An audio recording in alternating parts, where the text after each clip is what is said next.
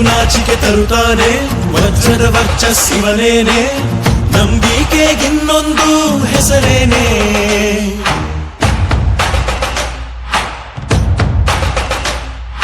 ಬೆವರಲೆ ಬದುಕನ್ನು ಕಟ್ತಾನೆ, ಹಸಿವಿಗೆ ತಿತ್ತಲು ಕೊಡುತ್ತಾನೆ, ಪ್ರೀತಿಯ ಪರ್ವತ ಇವನೇನೆ.